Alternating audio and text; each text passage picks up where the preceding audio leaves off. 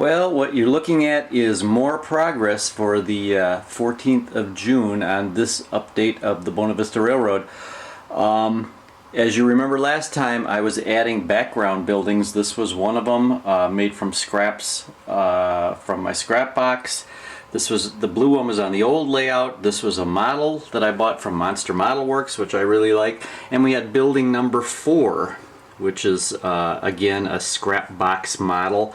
The one building I actually forgot about that I built last time was this building, which is a scrap box building also. This is the I think it's American Hardware Supply or something like that. It's a Walters Cornerstone building. Anyway, it's the parts that are left over from, now get ready, put your seatbelts on because we're going to jump over to the other side of the layout. It's the leftover parts from this building here, the Small and Shaw Hardware Manufacturing building. This one I cut a floor out of. I made it narrower. Anyway, that building is, and you can hear it, I actually have a train running this time for a change. This building is the leftover parts from that. And somebody may ask, what is Ole and Satis? Well, it's the Ole factory and the Satis factory. They merged. And if that isn't one of the worst jokes ever, there you go. But since the last update, I built this building. This was a kind of a cheap plastic kit that I won at a convention, and turned it into a background building, and used the Superior Bakery decals from that model, which I no longer have. And built this as a background building. But the biggest news here is the fact that you can see that a lot of the cinders and ballast is in on this part of the yard. Plus, the big news is, if you look in the background here, and I'm trying not to get the shadow of the camera in there, I decided to add some electrostatic grass. I'm not very high on electrostatic grass, or at least I wasn't. Because the stuff is just a mess. If you've used it, you know it gets all over the place. But I decided on a whim to just, and sorry about the shadows again, but on a whim to just try it in the background here, and I actually like the way it turned out a lot. If you look over here at the Weslowski chemical area, you can see that it looks pretty nice growing up in between all those pipes and all that kind of stuff.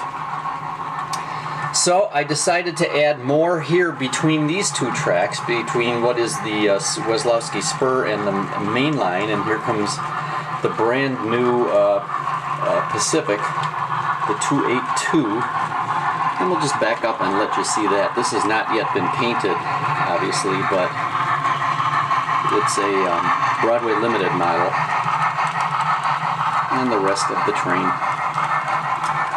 So I actually liked the way it turned out, the static grass, a lot, so I decided to put it between the tracks. And in fact, if I move some of these cars here, and why did the train stop, you may well ask? Because the door is open. I've got micro switches on both sets of tracks, both the upper and lower on both sides, to prevent exactly what could have happened there, and that is the train going off the track and onto the floor. So when the swinging door is open, the train stops. But you can see, as I move some of these cars out of the way, I decided to put the static grass between the siding and the yard tracks. So I think that looks pretty good. And again, a lot of cinder ballast has been put into the yard. It ends right here, and we've still got about, what is that, about 4 feet of yard to go, and nothing is out here on this end track yet, because I want to take some time and make sure I don't get the cinder ballast into the turnouts here. So I did everything but. So that's significant progress there. I'm not going to make any more background buildings for behind the yard here, but as we start making the turn, and I don't know how far I'm going to take the scenery, I'll need more background buildings up here. What I'd really like to do next is start planning out another town and start putting the tracks in for that. But that is the update of the Bona Vista Railroad for the 14th of June.